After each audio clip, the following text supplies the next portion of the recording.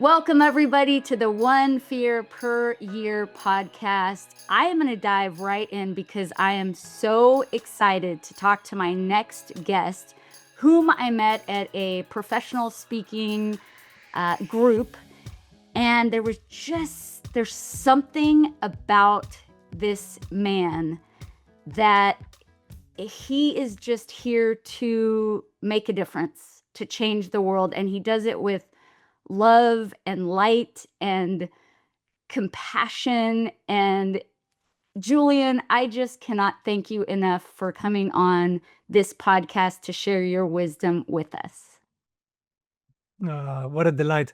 I was thinking about it earlier. I think you might have been one of the first people that I spoke to when I entered that room a year ago. Really? How life has changed since we met. Yes.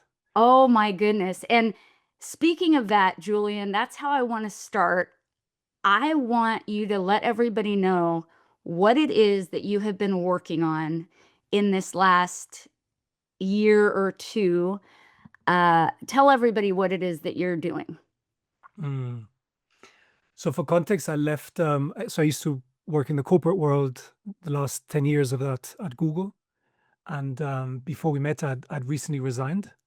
And to dedicate my life to the topic of courage. So I started a retreat series that then turned into a documentary series, and with the knowledge that we've gained through those journeys around the world, speaking to some of the bravest people around the planet, my big dream was to distill those learnings and bring them out into the world, not just in form of visual content, but also on stages. And so when you and I met, it was that intersection point between doing it on the side and becoming a professional speaker. And so that's what I've been doing over the past year, like really honing on to that skill and getting that message out more and more as we are filming in incredible parts around the world, speaking to amazing humans. Yeah. What is one of the most surprising things to you that you have discovered as you've been interviewing people and, like you said, talking to some of the bravest, most courageous people all around the world? So we're not just talking about the United States or, in our little bubble, but everywhere that you've been. What's one of the most surprising things that you've found out or discovered? So we spoke to give you an idea, from women empowerment advocates in the Amazon trying to fight the drug cartels, to former drug cartel members who are now speaking out and risking their lives, but also genocide survivors and Formula One drivers and business tycoons. So really across the board. And what really surprised me is that often we look at people who we label as very courageous, and we assume that they're fearless.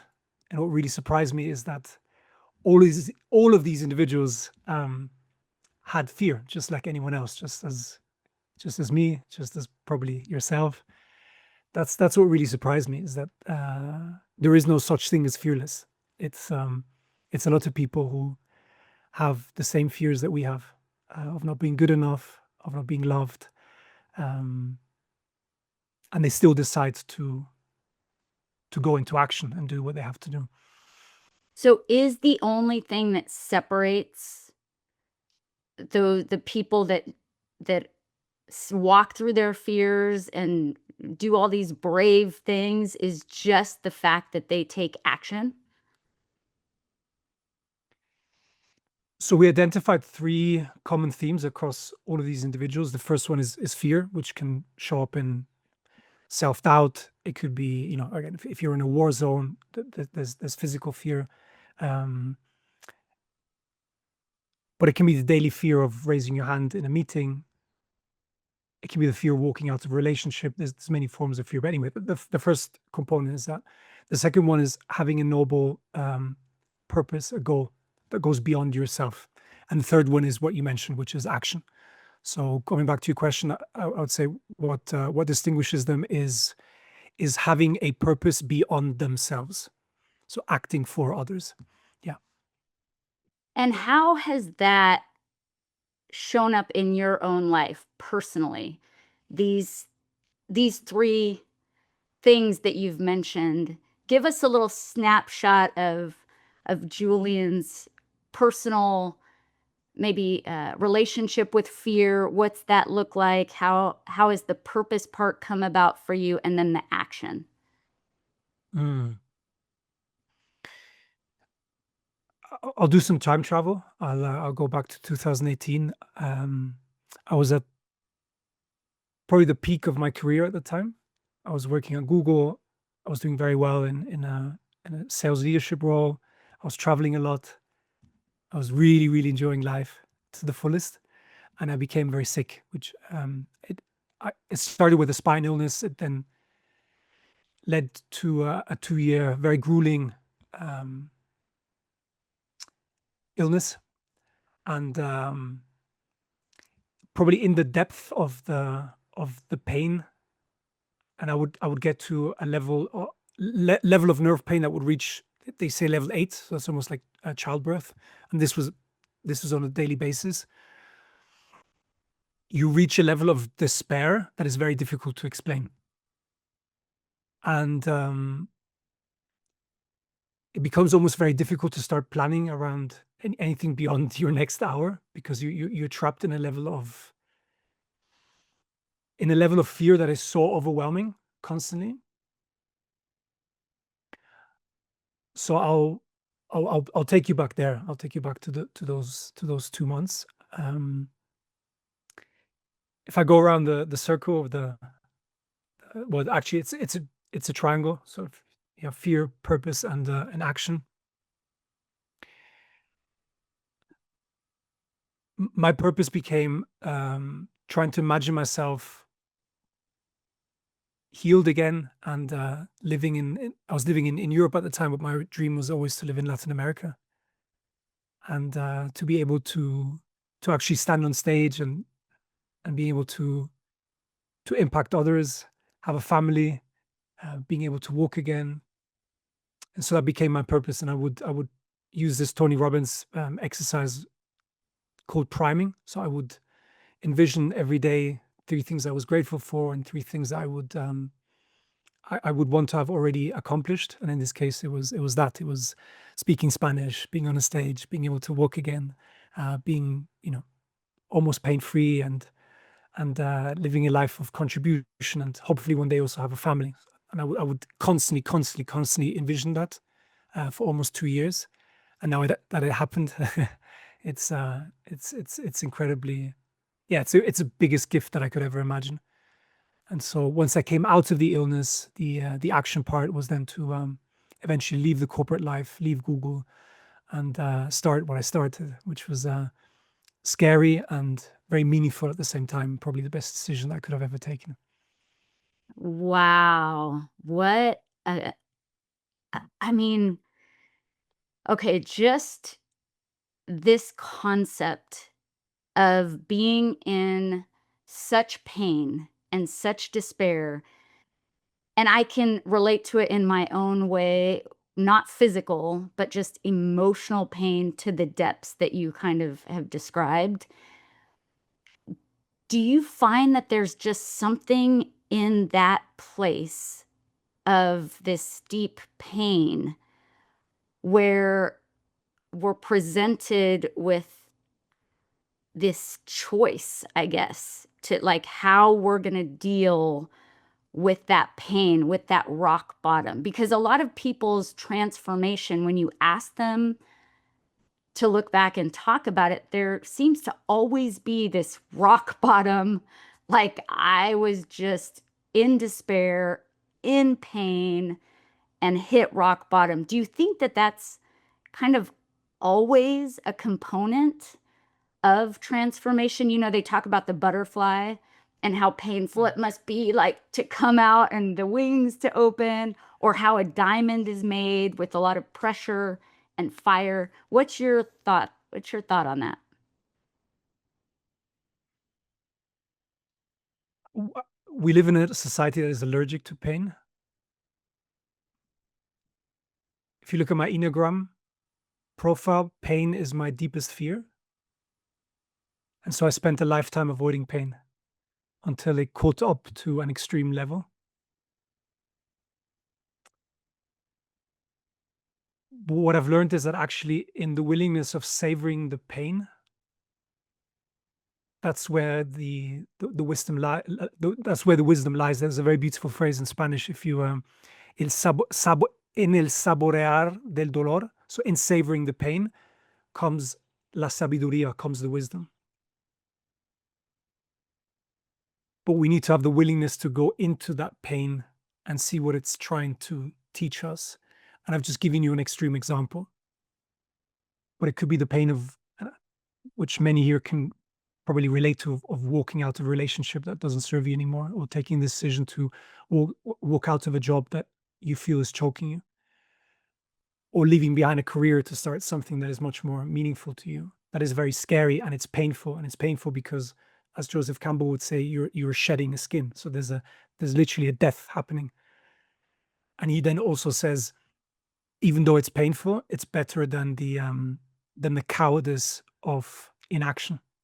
So you might as well carry that pain with dignity and shed the skin, because on the other side, there's effectively a new version of you. Now, is it necessary? I can't speak for everyone else. I'm sure there's a lot of people who find transformation without necessarily going through level 8 chronic nerve pain and addiction and rock bottom. In my case, it was necessary. I needed that slap in the face, because my body and my soul was giving me feedback for a long, long time, and I just wasn't listening. And so I got louder and louder and louder until I was literally on the floor in so much pain that I had to listen. I can so relate to that story. That's why I'm just wondering, is that because that was my case as well with emotional pain. So I'm wondering, is that the case for everybody, or is there a way to kind of circumvent it a little bit and still gain all the wisdom? But when you were out doing the docu-series and filming and talking to all of these incredible people, was there one particular story or person that really stands out in your mind, that you could share with us that has to do with walking through fear, with transformation in that way? Mm. Yes, and it's actually the story that we're trying to bring out into the world. From the many stories, that's the one I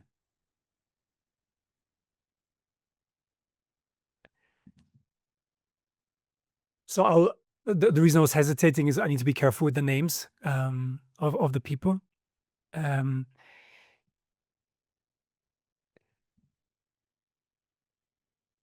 so there was in the late 90s, there was a case called Los Falsos Positivos, false positives in Colombia, where they say between 6 and 10,000, the numbers are unclear. Innocent people were killed by the military to deliver results. In other words, the government had given the order to kill as many members of the FARC. So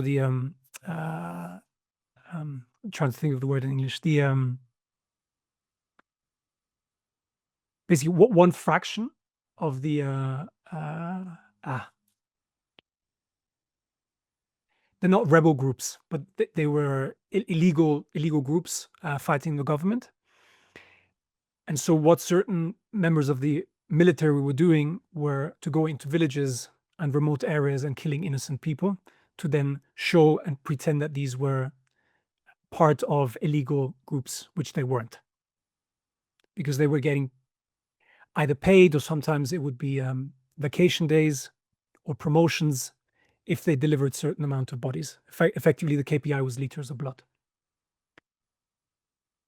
Within that, one of the stories that we came across is 12 young men from the same village that were kidnapped and then murdered under the false pretext that they were part of these rebel groups.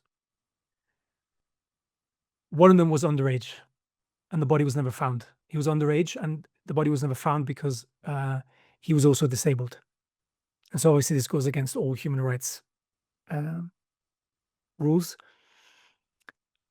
This happened 17 years ago, and we went and we met the family, and we also met the murderer, the person who was ordered to do the killing. And the story and the part in the documentary is where we bring the two people together. So the brother of the underage boy and the murderer in a process of reconciliation and forgiveness. Why? Because I believe that forgiveness is the ultimate act of courage, because it forces you to go into the depths of your pain over and over again, by the way, on both sides. Now, of course, the victim here is at the center, but also from the side of the murderer, the courage to, one, speak up, because there's many people involved above this person, but also the genuine willingness to ask for forgiveness, knowing that maybe from the other side, there could be a complete rejection. And in that, that person's willingness to go into what he has committed, the crime he has committed, and the willingness to relive that pain over and over again. And then even stronger from the side of the family, who have been living under one constant threat over the past 17 years, but also with the pain of having lost a child that was murdered, and who, by the way, the name still hasn't been cleared. So officially, technically, the boy still was a criminal. And so the willingness of the brother to sit down and listen to the appeal of forgiveness from the murderer, and having the willingness to then forgive from his own heart, I've never seen anything like that. Wow. Because Oh that my. really truly means embedding yourself in pain over and over again to open your heart and then to be able to show forgiveness to the other person. Wow. What a remarkable story. And, I've always heard this concept of forgiveness really for ourselves to clear, like if something was done against you, to forgive somebody so that you're not constantly in this state of hate or anger. It's a releasing and kind of a letting go so that you can live your best life, that you don't necessarily do it for that other person. It's really for you. That is such a powerful story. And I can't even imagine being there present in the center of something like that. Like, that is truly, truly remarkable. Uh, for you, when you think of fear in your own life, what if you were to think of an exact opposite word of fear? What word comes up for you? Love.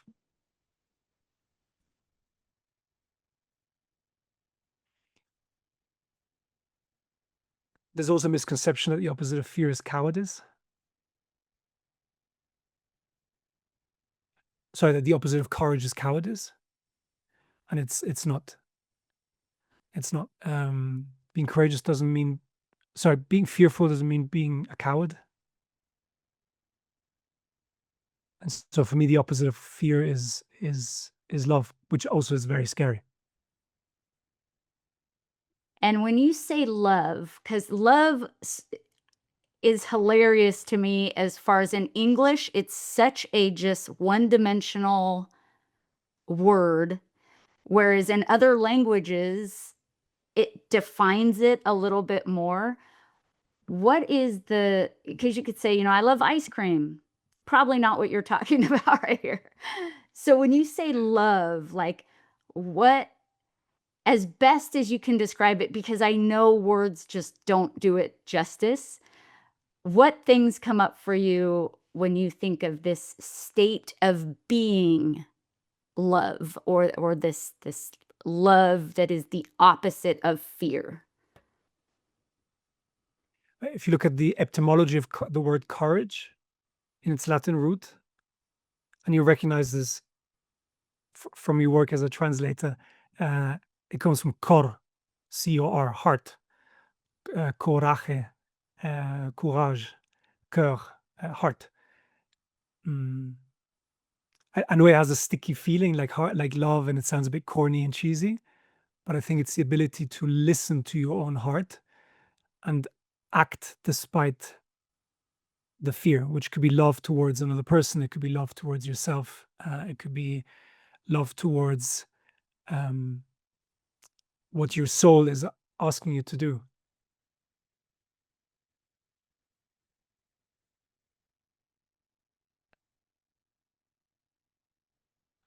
And at the same time, and I'm almost contradicting myself because I say it's the opposite, but at the same time, it's also scary. To it's like walking on thin ice. You know, it could break, but you still decide to do it anyway. You still decide to walk anyway. You still decide to open up your heart in a new relationship, even though you just walked out of a divorce. It's launching yourself into a new venture, knowing that there's a high probability that it might fail. It's yeah, speaking up in a room full of very loud voices, knowing that there might be backlash, And and doing it anyway.